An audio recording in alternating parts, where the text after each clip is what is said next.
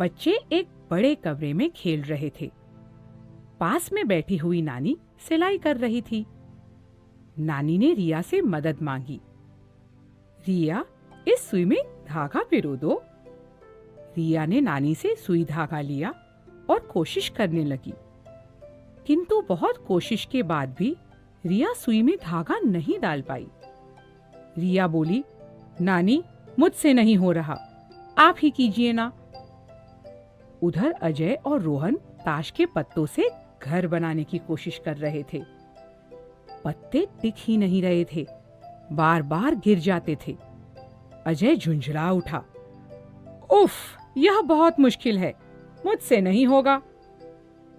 नानी मुस्कुराई और बोली, बच्चों, मेरे पास आओ, मैं तुम्हें वुडवर्ल्ड जंगल के जानवरों की एक कहानी सुनाती हूँ। एडी गॉर्जी, हम्पी एजे और डीजे स्केटबोर्ड पर खूब मस्ती कर रहे थे। स्केटबोर्ड चलाने में वे सब के सब अव्वल थे, एक डीजे को छोड़कर। डीजे को भी स्केटबोर्ड चलाना उतना ही अच्छा लगता था जितना कि औरों को, लेकिन स्केटबोर्ड चलाने में वह ज्यादा होशियार नहीं था। बार बार उसका संतुलन बिगड़ता जाता और वह गिर जाता। एक बार स्केटबोर्ड पर उछलते हुए वह धड़ाम से गिर पड़ा। एडी ने उसे सहारा देते हुए उठाया और कहा, कोई बात नहीं डीजे, चलो हम सब मिलकर तुम्हें स्केटबोर्ड चलाना सिखाते हैं। उन्होंने नए सिरे से डीजे को सिखाना शुरू किया। अब वह भी अपने दोस्तों के साथ स्केटबोर्ड जोरों से चलाने लगा। फिर क्या था, कभी वे टूटे हुए पेड़ों के तने पर स्केटबोर्ड चलाते और कभी चढ़ान पर तेजी से स्केटबोर्ड दौड़ाते। फिर उसी ढलान पर स्केटबोर्ड नीचे दौड़ाते। वे झूमते, वे घूमते, वे उछलते, वे कलाबाजी करते। एक पहाड़ी की तीखी चढ़ान पर वे अपने स्केटबोर्ड को ऊपर की ओर भगा कर ले गए। हवा में वे ऊपर और ऊपर की ओर जा रहे थे। एजे खुशी से चिल्ला रहा था, वाह, हम उड़ रहे हैं। डीजे भी खुश होकर बोला, हम आजाद पंछी की तरह है, हम आकाश में उड़ सकते हैं। ऐसा प्रतीत हो रहा था जैसे सच में वे आकाश में उड़ रहे थे। वे हवा को काटते हुए अपनी बाहें फैलाए खुले आकाश का आनंद ले रहे थे। इससे बड़ी खुशी और क्या हो सकती थी।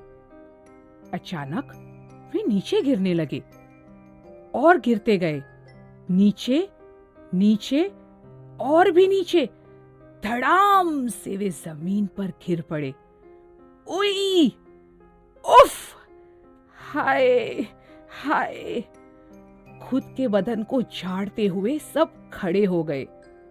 फिर इधर उधर देखने लगे। उन्हें समझ ही नहीं आ रहा था कि वे कहां पहुंच गए थे। अंधेरी सी जगह थी और हवा में नमी भी थी, लेकिन बहुत ऊपर से सूरज की रोशनी भी आ रही थी। उन सब ने ऊपर की ओर देखा। चिंतित हम्पी बोला, लगता है हम किसी गहरे कुएं में गिर चुके हैं। एजे अपना सिर खुजलाते हुए पूछने लगा, अब यहां से हम कैसे निकलेंगे? यह तो बड़ी मुसीबत खड़ी हो गई है। फिर गौरजी बोला, कोई रास्ता जल्द ही ढूंढना पड़ेगा, वरना हम यहाँ कई दिनों तक फंसे रहेंगे। डीजे ने कहा, चलो फिर चढ़ने की कोशिश करते हैं। एडी तुरंत कुएं की दीवार तक गया और उसने चढ़ना आरंभ किया। एजे भी उसके पीछे चल पड़ा। दीवार पर उभरे हुए पत्थरों को पकड़ते हुए वे खुद को ऊपर की ओर खींचते चले गए, लेकिन पत्थरों पर काफी फिसलन थी। सहारा लेने के लिए एजे ने एडी के पैर को पकड़ लिया। धत तेरी! दोनों फिसलकर धड़ाम से नीचे गिर पड़े। एक बार मुझे कोशिश करने दो, ऐसा कहते हुए डीजे ने ऊपर चढ़ना आरंभ किया। उभरे हुए पत्थरों के सहारे वह ऊपर चढ़ता गया। उसे ऐसा आभास हुआ जैसे कोई उसके आसपास है। डीजे ने इधर उधर देखने की कोशिश की। अचंभा! सोचो तो, वहां कौन था? वह था मकड़ी जाति वाला मकड़ू। एक समय था जब पांचों दोस्त मकड़ू से बहुत डरते थे, लेकिन मकड़ू को डीजे की आवाज बहुत पसंद थी और उसने डीजे को अपना गुरु बना लिया था। चौंका हुआ डीजे बोल उठा, मकड़ू, तुम यहाँ क्या कर रहे हो? मकड़ू की सांस चढ़ी हुई थी। वह बोला, अरे गुरुजी, आप और यहाँ? ठहरिए, मैं चढ़ने में आपकी मदद करता हूँ। मकड़ू ने अपनी पूरी ताकत से डीजे को धक्का देना शुरू किया। छोटे से मकड़ू के लिए डीजे बहुत भारी था। दोनों की पकड़ ढीली पड़ गई। वे दोनों धड़ाम से नीचे जमीन पर गिर गए। डीजे ने कहा, अरे मकड़ू, मेरे कारण तुम भी नीचे गिर गए, मुझे माफ कर दो। उत्तर में मकड़ू बोला, कोई बात नहीं सर, मैं पहली बार थोड़े ही गिरा हूं। पिछले 4 दिनों से मैं यहाँ फंसा हुआ हूँ। यहाँ से निकलने के लिए भरपूर कोशिश किए जा रहा हूँ और कई बार गिर भी चुका हूँ। एडी आश्चर्यचकित होकर बोला, 4 दिन? लेकिन पहले यह बताओ कि तुम यहाँ पहुंचे कैसे? मकड़ू ने समझाया, मैं पहाड़ी पर खेल रहा था। तेज हवा आई और मुझे उड़ाकर यहाँ गिरा गई। दुखी मन से गौरजी बोला, और हम स्केटिंग करते हुए यहाँ आ गिरे। अब सबको चिंता होने लगी। एजे ने हताश स्वर में कहा, जब इतनी कोशिशों के बाद मकड़ू सफल नहीं हुआ, तब हम कैसे सफल हो पाएंगे? अब कुछ नहीं हो सकता। एजे की बात से मकड़ू सहमत नहीं था। वह बोला, मैं हार मानने वाला नहीं हूं। मेरा इरादा पक्का है। मुझे यहां से बाहर निकलना ही है। मैं तब तक कोशिश करता रहूंगा जब तक मैं सफल नहीं हो जाऊं, फिर चाहे मुझे 1,00,000 बार कोशिश क्यों न करनी पड़े।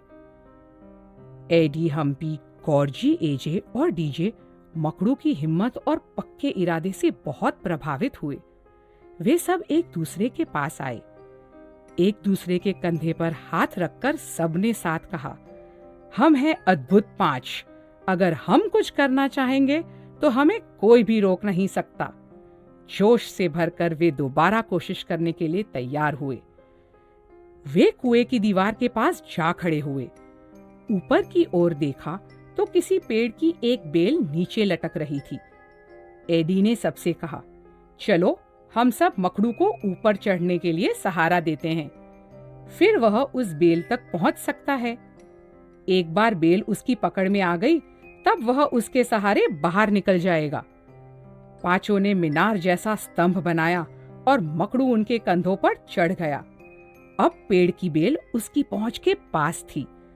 मकड़ू ने लंबी छलांग लगाई और एक ही झटके में बेल के पास पहुंच गया। उसने बेल पकड़ी और उससे लिपट गया। बेल के सहारे पलक झपकते ही वह कुएं से बाहर निकल गया। अब मकड़ू को केवल एक छोटा सा काम करना था। एडी और उसके दोस्त जो गहरे कुएं में फंसे हुए थे, उनके लिए नीचे कुछ मदद भेजनी थी। उसने एक तगड़ी बेल ढूंढी। अपनी पूरी ताकत से मकड़ू ने वह बेल कुएं में फेंक दी। वाह! बेल कुएं के तले तक आसानी से पहुंच गई। एक के बाद एक 5 दोस्त कुएं के बाहर आ गए। डीजे ने कहा, मकड़ू, तुमने हमें हार न मानने की प्रेरणा दी। आज से हम तुम्हें सर कहेंगे। डीजे के 4 दोस्त उससे सहमत थे। वे एक साथ बोल उठे, बिल्कुल सही। इतनी प्रशंसा पाकर मकड़ू के गाल शर्म से लाल हो गए।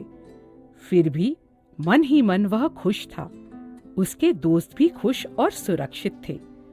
जैसे ही नानी की कहानी खत्म हुई, रिया ने सुई और धागा फिर से उठाया। वह तब तक ध्यान लगाकर कोशिश करती रही जब तक धागा सुई के अंदर चला न गया। अजय और चिंटू भी ताश के पत्तों की ओर भागे। उन्होंने सावधानी से पत्तों को रखा और जल्द ही उनका घर बनकर तैयार हो गया। नानी मुस्कुराई। उन्हें संतोष हुआ कि बच्चों ने एक और सबक सीखा था जो वे कभी नहीं भूलेंगे। हमने क्या सीखा? कोशिश, कोशिश, लगातार कोशिश करते रहो। अपना लक्ष्य पाने के लिए इससे अच्छा और कोई